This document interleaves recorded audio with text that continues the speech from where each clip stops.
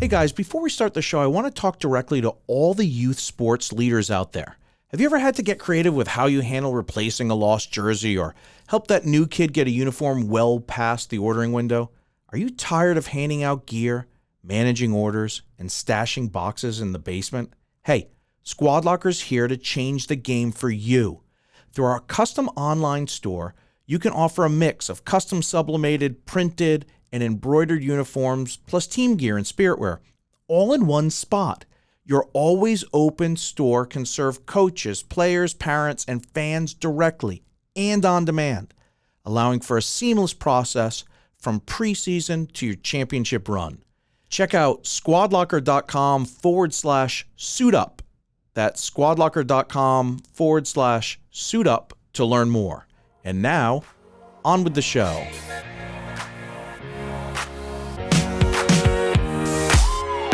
You're listening to On the Whistle, the podcast that explores the impact that coaches, teachers, and mentors from youth sports organizations and schools have on young people's lives. Here's our host and Squadlocker CEO, Gary Goldberg. Hey everybody, welcome to another edition of On the Whistle. I'm your host, Gary Goldberg, and I've got my trusty sidekick, Max McVeigh, with us. And today, we're excited to welcome Bior Guigni. Did I get that correctly? Perfect. Excellent. Bior is the executive director of a really interesting organization called Beat the Streets New England. But before we get into that, Bior has a really fascinating and interesting history. She studied at Menlo College, where she participated in the wrestling team. From there, she has additional education from Cornell, Tufts, and Harvard. She's a chairperson of USA Wrestling Massachusetts. And Bior, welcome to the program. It's nice to have you. Hi, thank you for having me. It's great to be here. So I'd like to just confront a little bit of the obvious and the unusual. I didn't know that there was women's wrestling.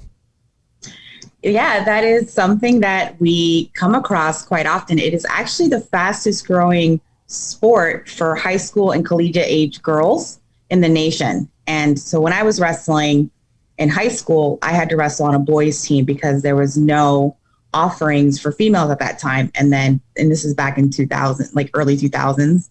And since then it's grown from about 1,200 girls participating to almost 30,000. Wow. And it's incredible. And the young women are excelling. I mean, 2004, women's wrestling was brought into the Olympics. And this year we're bringing probably the strongest team we've ever had. I mean, multiple world champions on that team, multiple year world champions on that team.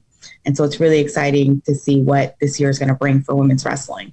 Why do you think it was that women weren't seen as participants in wrestling up until the point where it started to get integrated? What were some of the challenges or roadblocks? It was a sport that for so long was looked to be very masculine. It's a combat sport.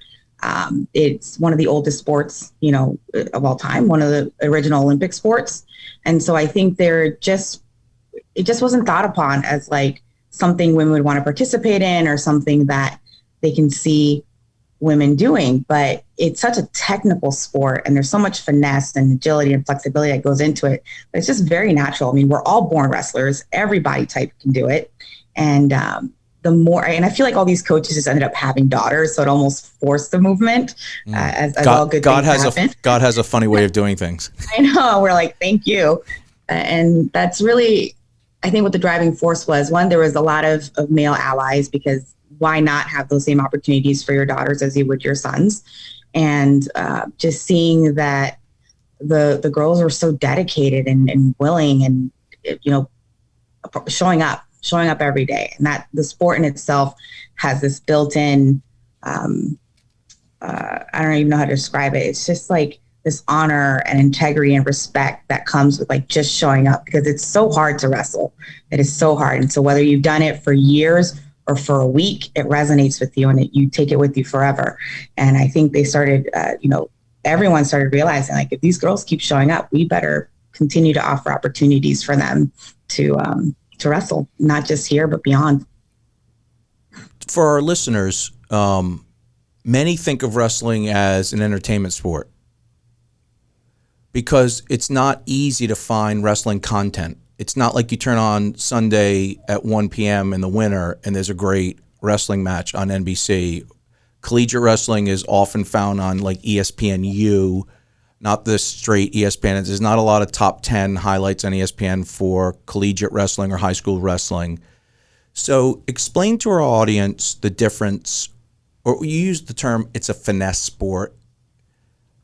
Two of my sons wrestled in high school. As a parent, it is the absolute most difficult thing to watch your child do because that boy or girl is out there all alone.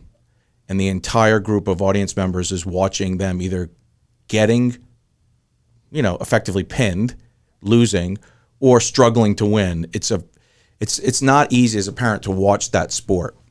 But explain to our audience what this type of wrestling is and where the finesse comes into and the body mechanics and the leverage and all those interesting things. Absolutely. So I actually joined wrestling because I thought I was signing up for something more like WWE. I will openly admit that a lot of our kids are looking for that like entertainment style of wrestling because that's absolutely right. It's what we see on TV. And so unless you are watching like ESPNU or now there's even like flow wrestling, flow grappling, a lot of other avenues and a lot of movement in making wrestling more accessible outside of just the NCAAs. You're seeing a lot more kids coming into it. And MMA has a big role in that as well, right? Now being able to see that the highest percentage of champions are wrestlers, like 28 of the previous champions are wrestlers. And then the next tier would be 17 in jiu-jitsu. So it's there, it's out there. People are being more aware of what wrestling brings to the table and just how incredible of a core sport it is.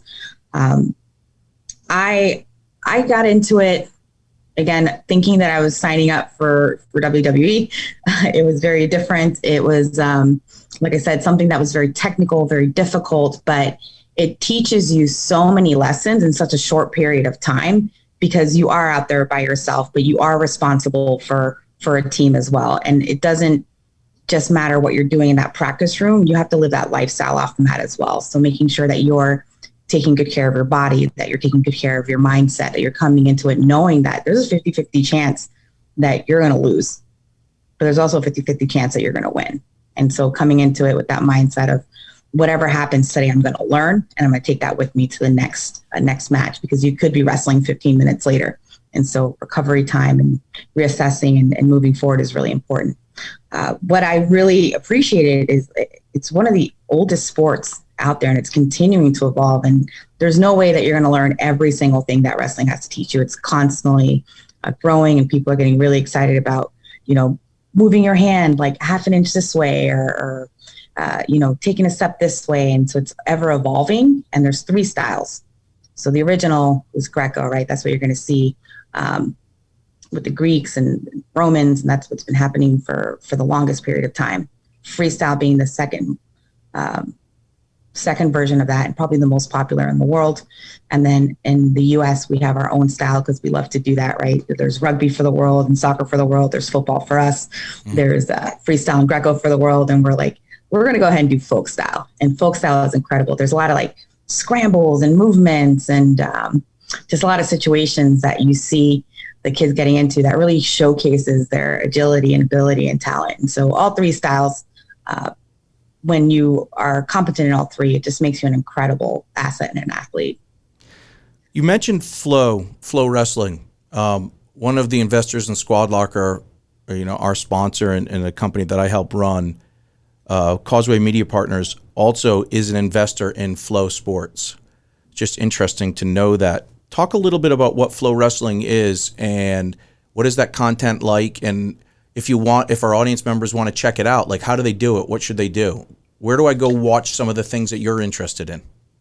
Yeah, absolutely. So you go to Flow Wrestling, their online platform, flowwrestling.com, I hope. And if not, please correct me. And they list like every single event. There's actually on the mats now, there is live video of what's happening. So whether it is a local event that is in your hometown that happens to have the system set up, or it's a national event or international event, you can catch it on Flow. They do have like a membership base, or you can get event base ordering for that. And the really cool thing about Flow is not only does it have the videos, they do articles, newsletters. There's a lot of great matchups that they do. So they're really promoting what you'd like to see. Oftentimes you don't see our US team wrestling each other. They're traveling. So if you really want to know like who's number one, is one of the things that they showcase on there, and who we have representing our country, and watching them outside of just like the qualifiers wrestle off and wrestle each other in a fun and engaging way. Like Flow does an excellent job of that. And so does everyone that sponsor them. There's also Flow Arena, so you can check rankings, you can see live updates from matches. And again, you can go back and get your video content and do video review, because all of your matches, if you are at an event that has Flow, you now have access to them, which is incredible. I used to never get to watch my matches unless, like, if any of you remember this, there was like these VHS tapes. Sure. That you would get. Remember it. I mean, Yeah. my parent, I'm significantly older than you are, but we had a player in my house, and we had a bootleg version of Star Wars, the first movie, and I think I watched it after school for 300 days in a row. We had this incredible team dad who would just show up with this box, and it had like all of our names for our high school team. Yeah, cool. So when you're up, he would be grabbing your VHS and Wow. popping it in there, recording your match. And then at the end of the season, he would give it to you. Mr. Shanette, he was incredible. And just being able to go back and rewind and watch your matches, that was very rare. He had to be there for you to get to see that. And you'd only maybe get one match or two. But now there's so much access to your matches and learning from them, and, getting that footage and moving forward. So we're thankful for organizations like Flow that put that together and have really made wrestling a lot more accessible. So you graduated college. I feel like, you hung up the wrestling shoes, so to speak, and then you entered management roles, and you end up at Beat the Streets, New England. Talk a little bit about that transition from being a wrestler to help managing wrestling programs. And how did you prepare yourself for that? And what are the unique qualifications in order to be capable of that job? We didn't know that there were opportunities outside of wrestling. So when I was done with the sport, I thought I was done with wrestling for life. I was like, you know what? I hung it up. I went into management, like you said. Then I actually moved to Bermuda, and I found rugby when I was there. And there was just this need to participate in something that was physical and exciting and engaging, and rugby filled that for me. And I actually ended up being a part of the very first women's national team for Bermuda, because before that they were doing flag rugby or touch rugby, and then transitioning to contact was really incredible. So from Bermuda, I moved to Boston, and Boston was a really hard town to break a tough into. town. Boston's a tough town. It is. And I tried rugby here. It was very different. The dynamic wasn't as, it was incredible people, but it wasn't quite what I was looking for when I moved to Boston. And so it just clicked. I was like, I need wrestling. I need something. And I ended up finding this gym in Cambridge because they had listed wrestling on their website. And I showed up. I went to the very first jiu-jitsu class, and I ended up getting paired with one of the higher ranked belts. And he was like, oh, your movements are really good. Have you wrestled before? And I was like, oh, I did wrestle. I wrestled in high school and college. And he's like, where'd you go? And I told him the town that I grew up in. He's like, oh, actually, my dad is a teacher there. And I was like, your dad was my teacher. And then he was like, oh, this is the year that I went. And it turns out that me and this person that I just met, Nick, we were supposed to wrestle each other, but I had gotten sick. So it was one of those things that I think it was meant to be, because one of us would have been bitter if we lost and met up 10, 15 years later.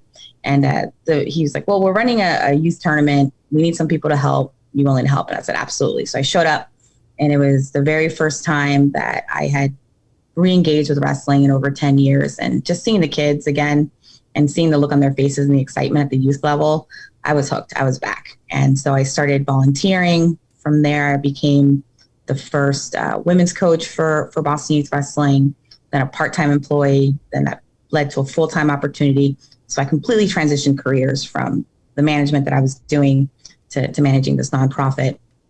And then we started working really closely with Beat the Streets Providence at that time. So both independent. Jose Valenzuela started Boston Youth Wrestling the very same year. Billy Watterson started Beat the Streets Providence. And we always talked about working together.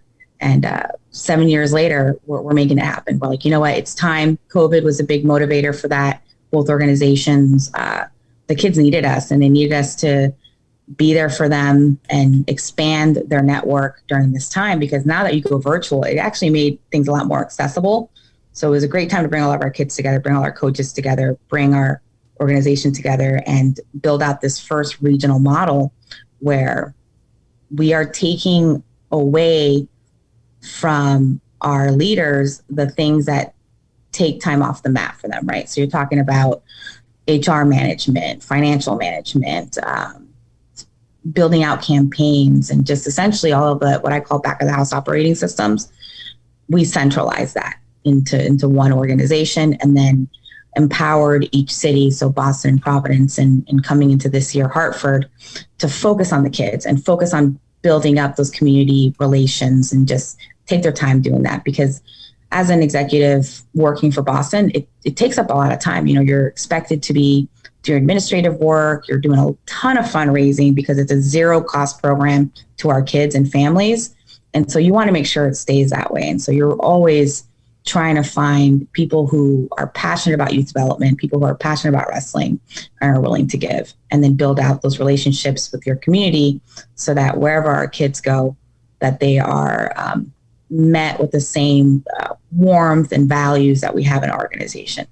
So that was the main point with Beat the Streets New England. It's all right, let's go ahead and join forces and build a really supportive professional organization that now allows our local leaders and coaches to get the best training development that they can get, and then in turn deliver those services to our kids and our communities so that they can be the best version of themselves.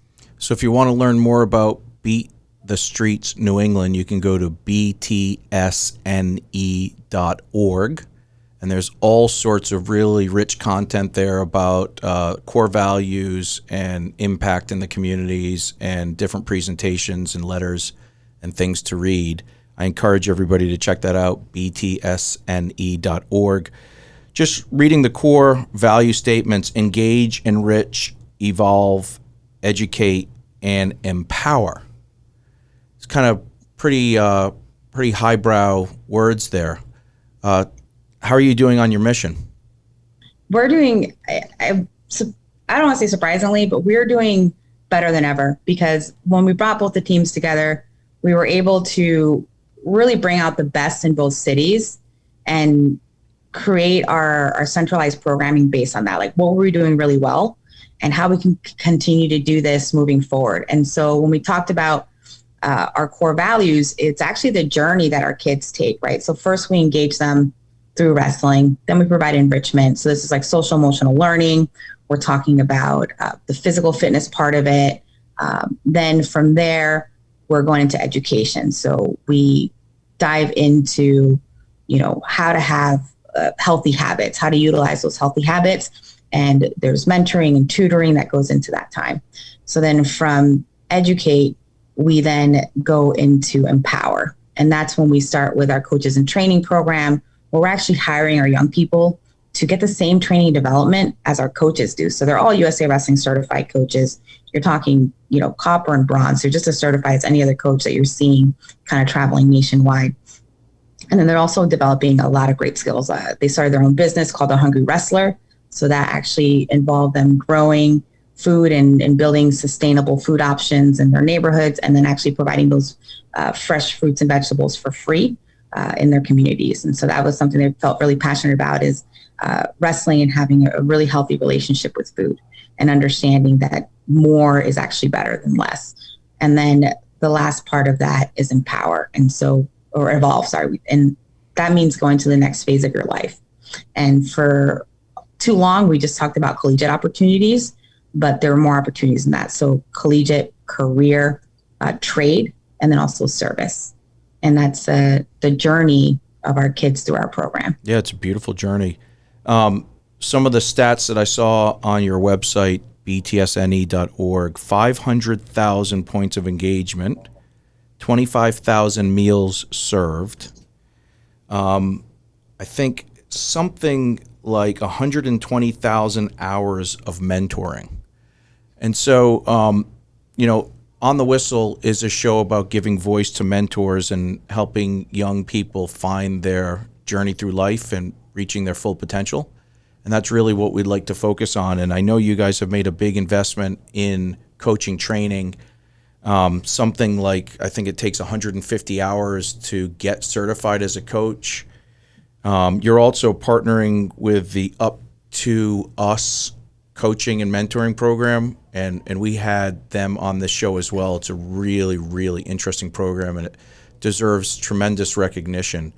But talk to me a little bit about your investment in coaching and how they are taught to mentor, because that is the value impact. To take a child who needs that extra hour, that extra 10 minutes, it could be as little as an extra encouragement or acknowledgement. I see you when no one else could or can. And so I really want to get into that and learn, because for me, that's the most interesting thing about programs like yours, is the relationship to the child or the player.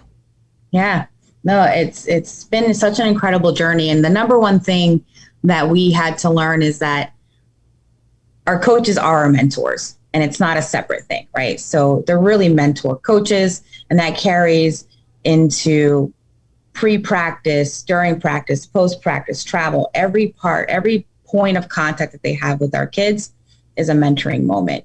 And so how do we build out a program and a curriculum that enhances every opportunity to grow and develop and teach our kids? And the first point of that, which you mentioned, was partnering with Up to Us Sports. And we were a very early adopter of that programming, and really loving the work that came with like their high impact attributes, trauma informed coaching, right? And so you are putting yourself through high levels of trauma, even if it's just a replication of it through the sport of wrestling, right? You're pre-training for it. You're going into this like combat style, like you said, sport where everyone's watching you, and you're going to win or lose. You're going to have to take that trauma with you and then do something with it before you have to step on the mat again. And so I thought it was really important to understand what trauma looks like and how do our coaches help turn that into something that is productive, and our kids can move forward and learn from that, because that is also a life skill. And that required having all of our coaches go through the Up to Us curriculum and go through the Up to Us training. That's 40 hours right there before they even get to start working with us. From there, Up to Us has multiple trainings throughout the year, a minimum of 7 that's required for our coaches to attend. And then we also take all those lessons from Up to Us Sports and we translate that into what that means for our organization. That part was really important, because there was a lot of conversations about like team sports and maybe sports where you can take a timeout or you can take a break. And so a lot of questions were coming up. Well, how does this really work in wrestling? And so translating that information in a way that our coaches understood that all these lessons are really valuable. Here's how it works with our sport. And then having to retrain them another 40 hours just to understand how this is going to work in our organization. And then the third layer of that is the USA Wrestling Training and Development. And that talks a lot about the safe sport, which ties into the trauma-informed coaching and being aware and alert of what to look for when you're working with young people. And then Mike Clayton with USA Wrestling did a really excellent job in building out a coaches system that gives you incredible training from the youth level all the way up to if you want to be one of the U.S. team coaches. And so all three of those things are what our coaches are required to do at some level before the end of their first term with us. So already before they even step on the mat, they're doing about 150 hours, and then they're doing another 150 throughout the course of the year. Our young people, when they come work for us, they're going through the exact same system. They are doing 150 hours before they even start their summer work with us. And so everyone's on the same page. And it's really important to speak the same language and be consistent, right, for our kids. And it starts with showing up early as a coach. We put all these lessons and put all these emphasis on our kids to be early, come your best selves, be ready to learn. and then, reflect on these things. And so we expect the same from our coaches. Like, I'm still going through our system. I'm still going through our curriculum as an adult, and I really value it. And so from the moment you're preparing to be on the mat that day as a mentor coach, you're putting a lot of thought into it. What is our theme for the day? What value are we talking about? What is our question of the day? We're doing a check-in with the kids. We're asking them, how many glasses of water did you have today? How many hours of sleep did you get last night? And what did you eat? And having conversations about it as like a good 30 minutes of our practice is conversation. Because especially with our young boys, there wasn't an emphasis on like talking about what's affecting you. How are you feeling? What emotional things are you going through today? And so we wanted a space where that was normal and that was something that was expected. And that turned into our young people being able to have better relationship with the adults in the room that we had highly trained, and to be able to have, for some of them, for the first time, a good relationship with an adult that wasn't an authoritative relationship that was like, hey, I'm here for you. I want to know what your goals, hopes, and dreams are, and how do we get you there, right? And it's not just this one linear path. There's multiple options. So that was a long-winded answer of like, we really value training and development. It's ever learning, and we have the same expectations for our adults that we do for our kids. Can you give us any examples of some of that training having a positive impact in some of your players or coaches' lives? Yeah, absolutely. We have multiple students. So we get brought in a lot through referrals. And so we're not really out there trying to like sell the program or pitch it out. It's usually a principal or a dean that's calling us into a school. And they're like, we've heard about your program. We heard that you work with kids who have essentially been kicked out of other programs. And so oftentimes we're kind of like a last chance program for the kids. And they're often said to have, it's behavioral issues, or they can't pay attention in class, or, they're often getting into fights, all the things that you're used to hearing. And then when you step into the room and you provide these kids with an opportunity to talk about what's happening, you realize, okay, this kid's hungry, this kid's tired, this kid's stressed out. They just need someone to listen, and they need a safe and healthy outlet to get that stress and energy out. And so there's a lot of examples of even just our practice program, like daily examples that I have where, we do a check-in, fist to 5, how are we feeling? Everyone was coming in with a 1 or a 2. And I'm like, okay, that's a little low. Our goal is to get you up by 1. But when I start reading their pre-reflections for practice, it was like, hey, everyone's water is really low today. What's going on? And they're like, we didn't have like access to water during the school day. And you're like, what do you mean have access to water during the school day? Yeah, we used the little bubblers. We didn't get delivery today. And so that's going to change the mindset of how you affect practice for the kids. There was another instance where the food count was really low. And we're like, what's going on? It's like, we get our meals delivered. We're midday. We're actually like a class in this one school, and lunch was late and the kids hadn't even eaten yet. And so you're going to change your mindset there. And so the kids are often coming to us with daily traumas that we're trying to help. So now our coaches come with snacks. Our coaches always have water. Like, we're making sure we have everything available for them.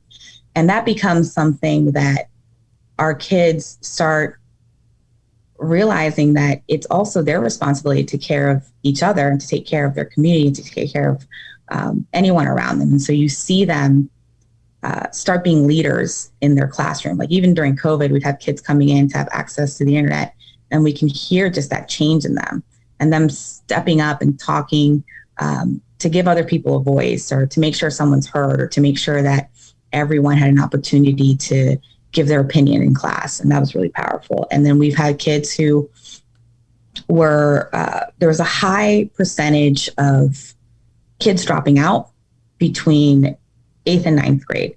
So Beat the Streets, New England, Boston and Providence were both founded with the mission to essentially end that dropout rate from middle school to high school. We want to make sure our kids make it to the next phase of their lives and support them through that. So we have countless examples of kids who just didn't want to go home, and they were going to the streets. That's why we're called Beat the Streets. And so they were getting involved in things like, after school fights, or possibly a gang. And they would come to us and be like, I'm afraid to wrestle because I'm afraid to hurt someone.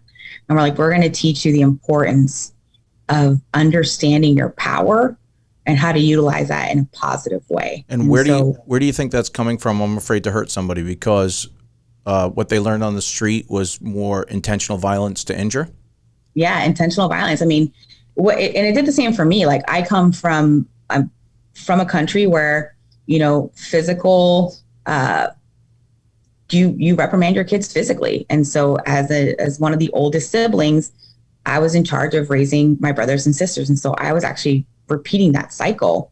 And when I got into wrestling, I was like, oh, this should be something you agree upon. You shouldn't be just like inflicting this on someone, or you shouldn't be blindsiding someone. This hurts, And when we brought in kids and they realized that you have to shake hands, right? Before and after your match, like putting it in some regulated format where they understood their power, and they understood that actually someone could be more technical than you and beat you. And it's not just about power. Right. It's about all these other levels. And so you see the light bulb go off where they're like, oh, why do I want to do that?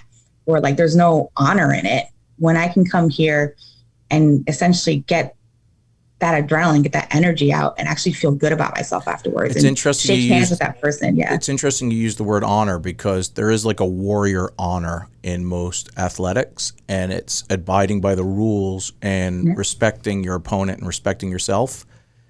And it's just a different mindset than just violence. Yeah. And and I will admit, like, they make those opportunities very attractive, right? You're after school, you have nowhere to go. Next thing you know, there's these people that are like trying to recruit you and talk to you, and you're going to be a part of this big thing. You're going to be a part of something special, but you're also going to do X, Y, and Z. And so we're hitting that off early and trying to cut that path and saying, hey, you're going to be part of something cool. You're going to be part of something special. And here's the good things you're going to do with that information. And it's going to change your life in a positive way. And it's incredible to see it. You mentioned education around food. And I know probably for many of your athletes, there's probably food insecurity or food scarcity in their lives. And then there's also this complexity around making weight in wrestling. Yeah. And you mentioned something which I've recently learned about my own body, having lost about 20-something pounds through the change in what I've eaten, that you can actually eat more if you eat the right stuff.